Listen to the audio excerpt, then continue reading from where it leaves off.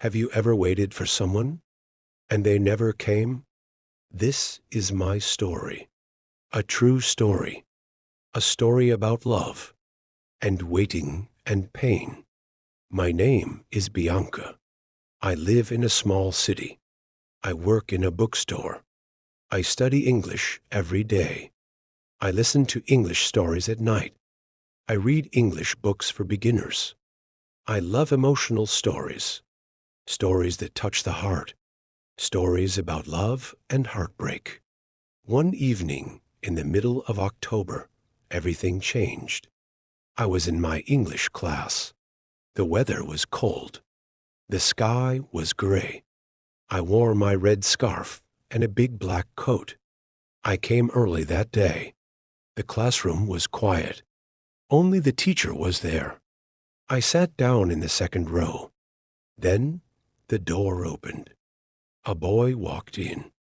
He had brown hair, kind eyes, and a green notebook. He looked around the room. His eyes stopped on me. He smiled. I looked away. He sat one chair away from me. He opened his notebook and wrote something. I tried not to look, but I wanted to look. Our teacher, Miss Rosa, smiled and said, "We have a new student today. Please welcome Tyler." Everyone clapped softly.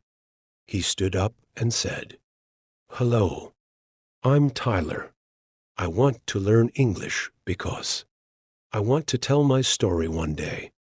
His voice was calm, soft, beautiful. From that moment, something inside me changed. We became partners that day.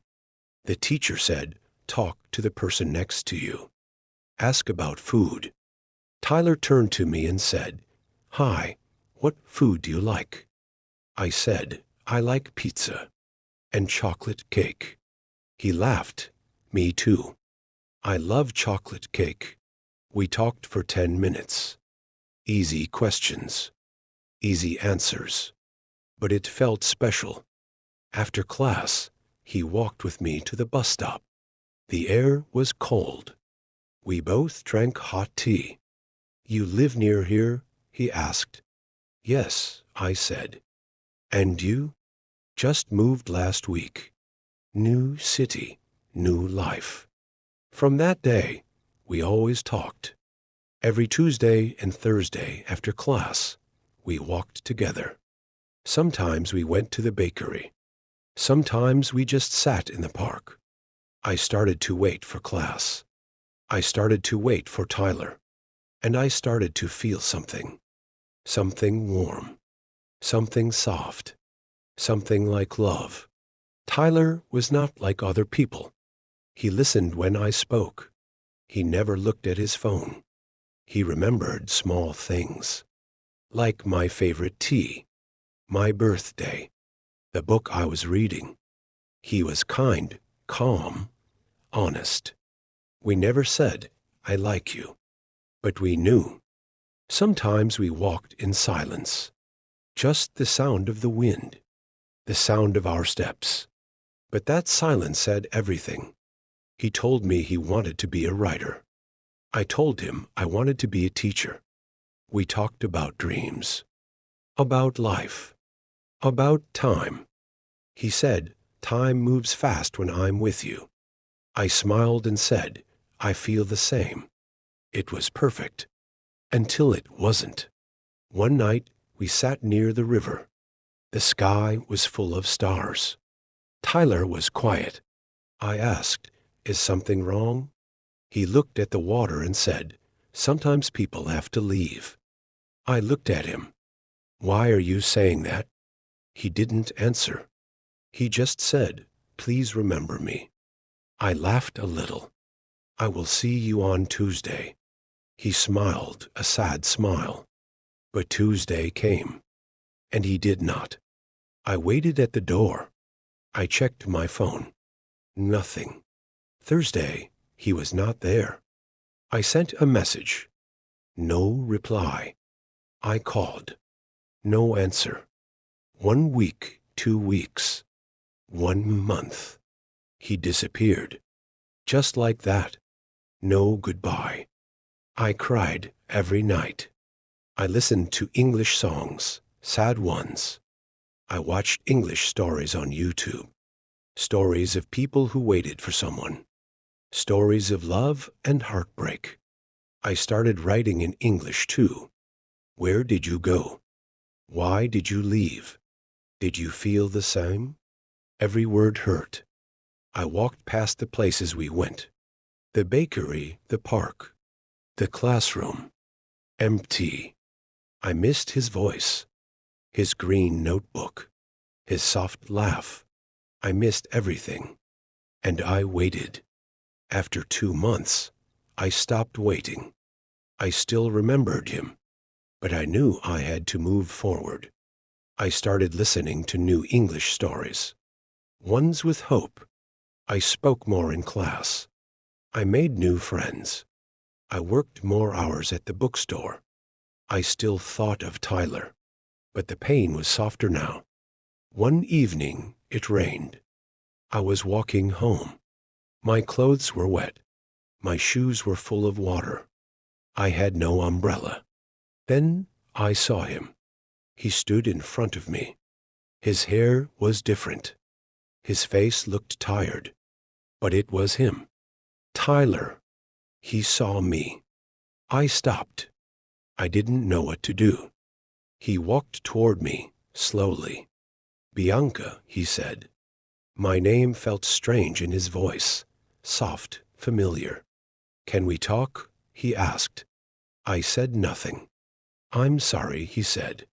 My mom was sick. I had to go. I didn't know how to tell you. I was scared. You could have said something, I said. You could have called. I wanted to. Many times. But I thought maybe you forgot me. I didn't. We stood in silence. Then he said, I still think about you. Every day. The rain fell harder. I waited, I said, and you never came. He looked at me. I'm here now. And I didn't know what to say.